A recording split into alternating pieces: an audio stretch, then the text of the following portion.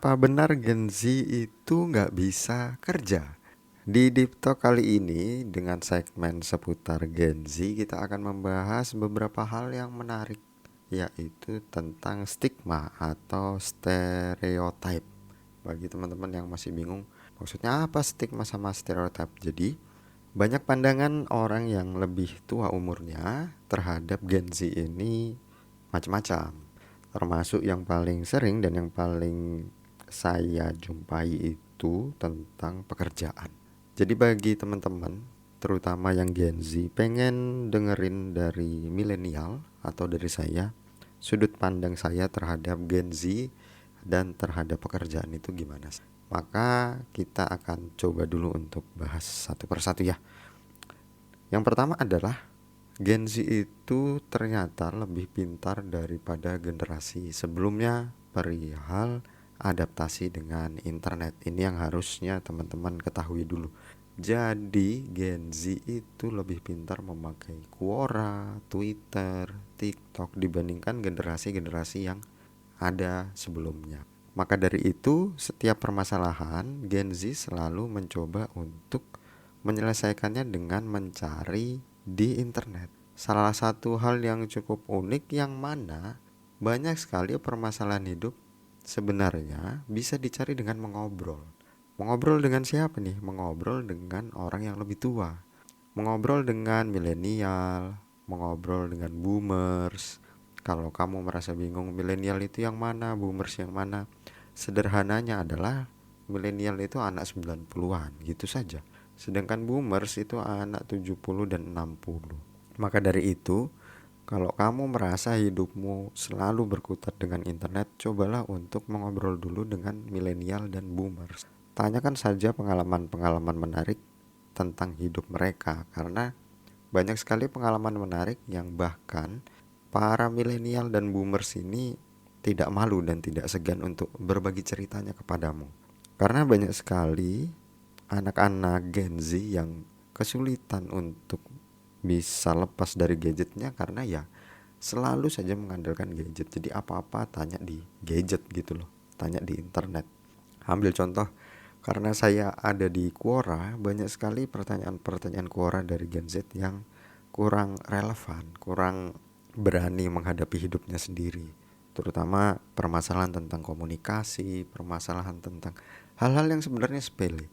Yang sebenarnya mereka hanya butuh validasi aja atau butuh dukungan agar bisa melakukannya. Sedangkan untuk para milenial dan boomers itu melakukan dulu baru validasinya belakangan.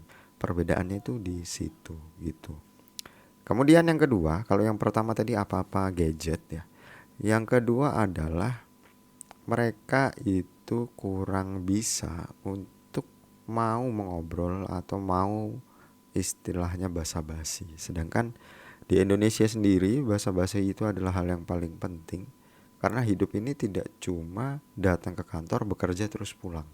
Ada sosialisasi di sana, ada basa-basi yang mana itu bisa mencoba untuk kita sebagai manusia itu mencoba untuk mengurangi tingkat stres dengan basa-basi gitu ya. Jadi berkaitan dengan basa-basi, kemudian kesopanan dan juga sebenarnya hal-hal ini tuh sifatnya sosial yang karena terlalu sering dekat dengan internet sehingga kesulitan dengan berkomunikasi pada orang yang lebih tua. Jadi sarannya gimana nih untuk yang lebih bisa bersosialisasi atau agar kamu Gen Z lebih mudah bersosialisasi? Ya tentunya membuka obrolan dengan hal-hal yang bertema ringan aja. Dari mana mendapatkan tema-tema ringan itu? Gampangnya ya dari TV.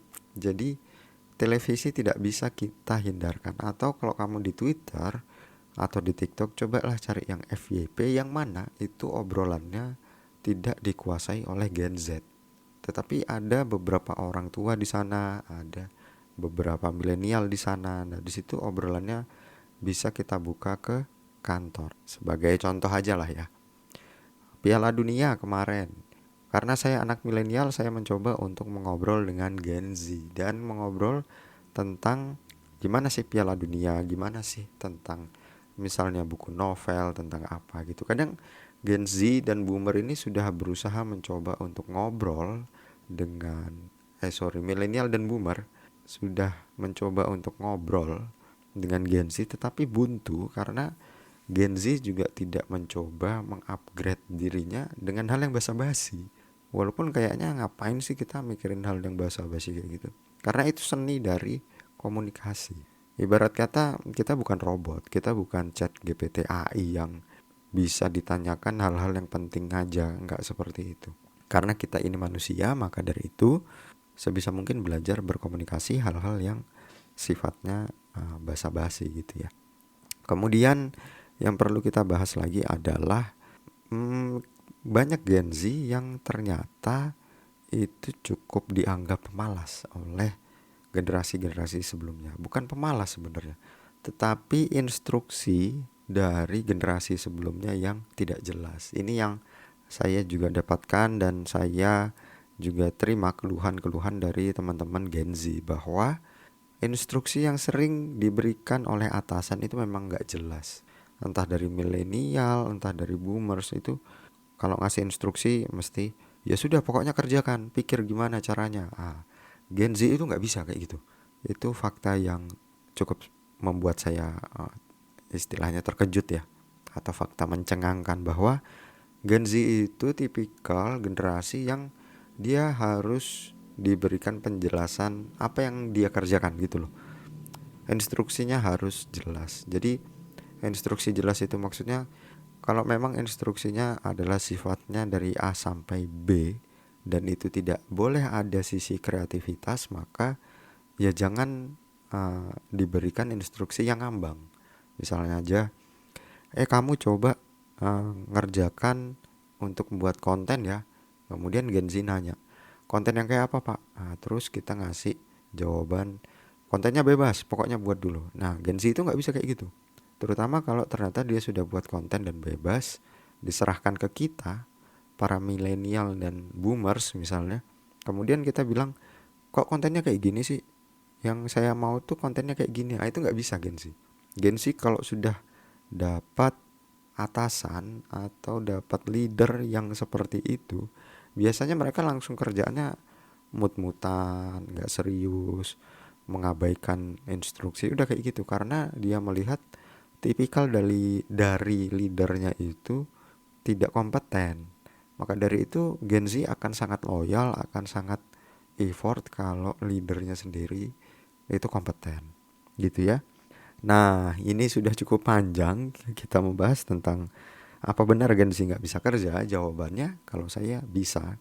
Hanya saja komunikasinya harus mulai belajar bagi Gen Z, dan bagi generasi sebelum Gen Z seperti generasi milenial dan generasi boomer harus lebih jelas memberikan instruksi. Itu aja sebenarnya.